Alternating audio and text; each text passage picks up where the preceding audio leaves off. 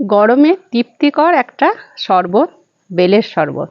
খেতেও সুস্বাদু আর শরীরের জন্যও কিন্তু উপকার। আর এটা কিন্তু আঠা বেল, এটা কিন্তু কয়েদ বেল না। এই বেলটাই প্রথমে আমি ভেঙে নেব। এরকম একটা ছুরি নিয়েছি, ছুরির পিছন দিকটা দিয়ে আমি এভাবে ঘা মারব।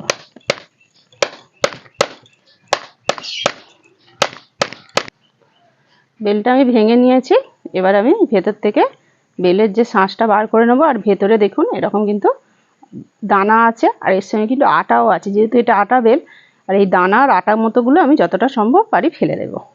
সমস্ত মাড়িটা যে বেলের যে শাঁসটা সেটা কিন্তু বার করে নিয়েছি। এইভাবে আমি হাতে করে একটু প্রথমে চটকে নিচ্ছি। এবার আমি অল্প একটু জল দিয়ে এটাকে ছেঁকে নেব।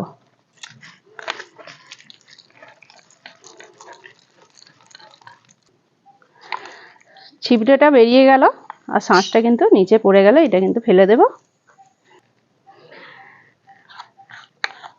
আমি বেলের যে কাদটা হলো সেটা আমি গ্লাসের মধ্যে 1 চামচ 2 চামচ দিয়ে দিলাম।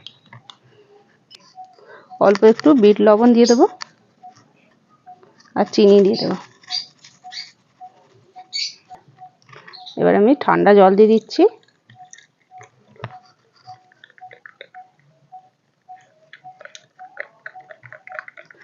আপনারা এইভাবে প্লেন ভাবেও বানাতে পারবেন। আর একটা পদ্ধতি আপনাদেরকে দেখাচ্ছি। আমি এই বেলের যে কাদটা বেরিয়েছে তার মধ্যে আমি এবার দিয়ে দিচ্ছি দুধ, চিনি দিয়ে দিচ্ছি পরিমাণ মতো, বিট লবণ দিয়ে দিচ্ছি।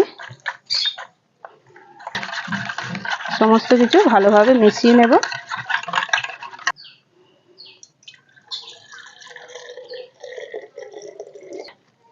আমি এই গ্লাসটার মধ্যে 1 গ্লাস ঢেলে দিচ্ছি।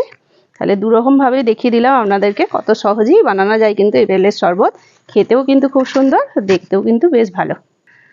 আজকের মতো এই পর্যন্তই বন্ধুরা। আপনারা এইভাবে বানিয়ে ফেলুন বেলের শরবত।